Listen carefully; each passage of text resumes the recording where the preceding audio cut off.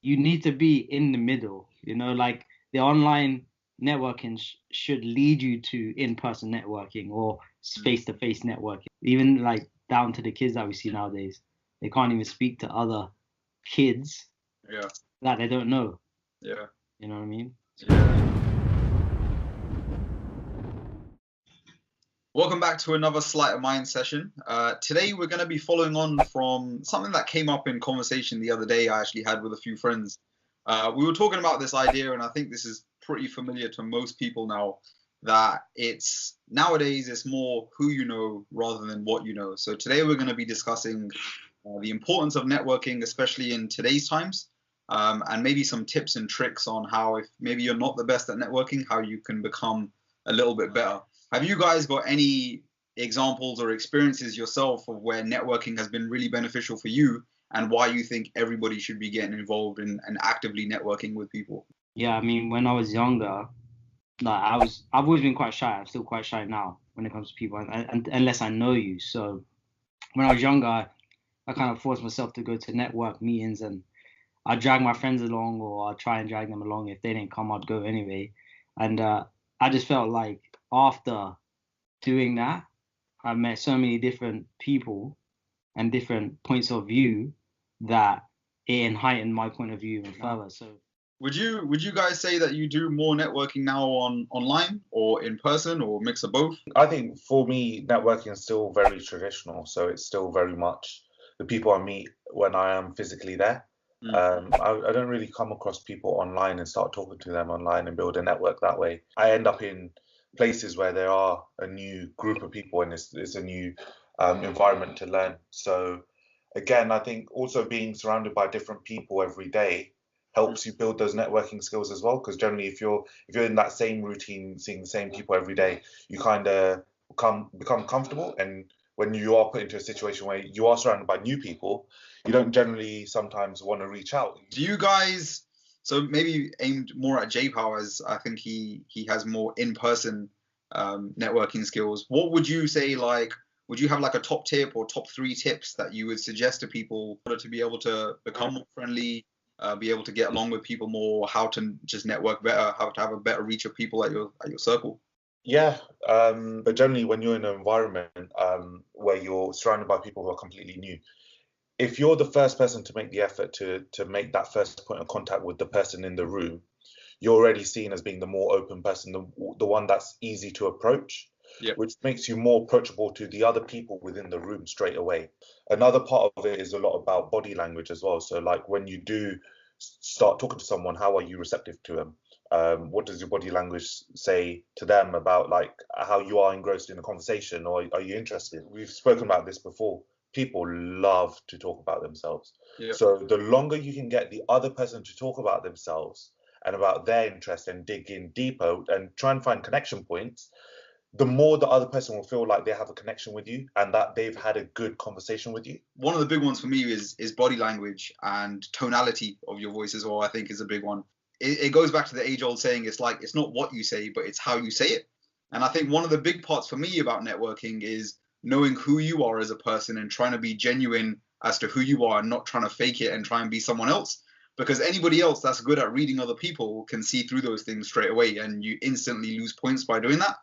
One of my other big tips is understanding that networking happens long before you start a conversation. So for me, if you're walking into a room full of people, networking starts the moment you walk into the room. And yeah, it goes back to kind of body language and how you're speaking to them. One tip that I still use till this day, and I think it's a tough one to get right. It's a trick that they call mirroring.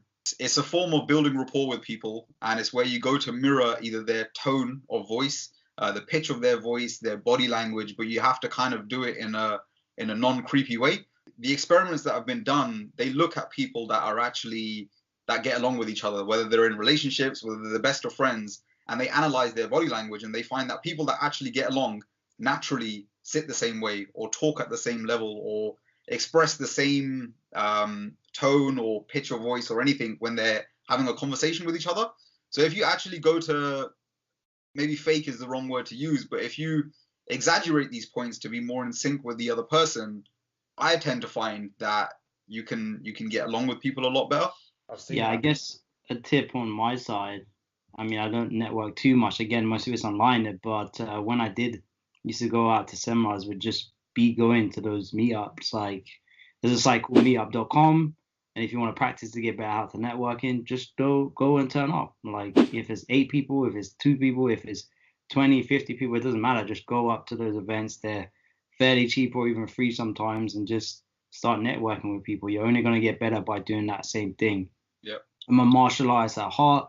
You can only get a better punch by throwing more punches. So This is probably a question for you, Jamie, and something I would like to know because I've never really done this is how do you build that rapport with someone online when everything is stripped away and all you got is really raw text? So my point of view on that is even when in person, I'm a very direct person. So online, a lot of people are like that. So when it's text to text, they don't care about how your day was or your emotions or your body language.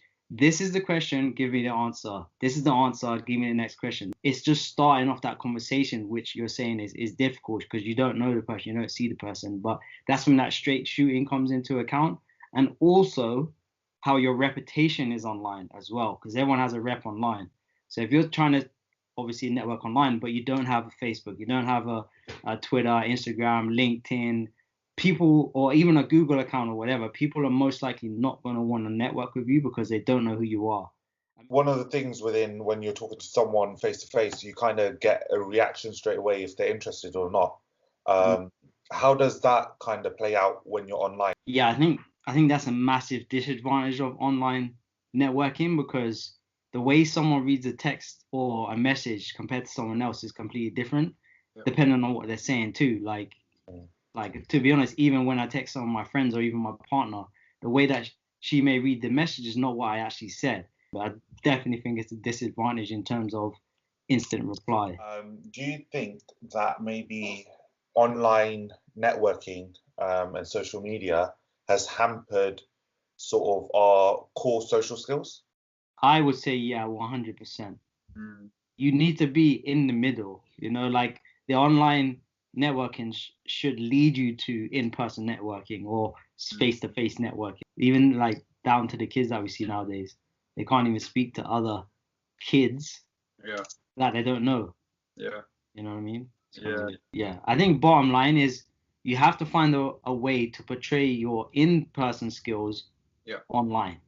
Yeah. That's the bottom line of it. You need to translate that. If you're unable to do that, like you might be great at networking in person, but then online you suck, and vice versa. You need to translate that. The way you appear online might be really good, but then in person you don't speak to people that you don't know. You need to be both sides of the coin. So, and with global cultures and stuff like that, that's another thing hurdle that you got across because the UK banner is something that not many people Yeah. around the world understand. So it's quite difficult to portray that online. Actually, True. let me rephrase that. It's difficult to portray that in person, let alone online.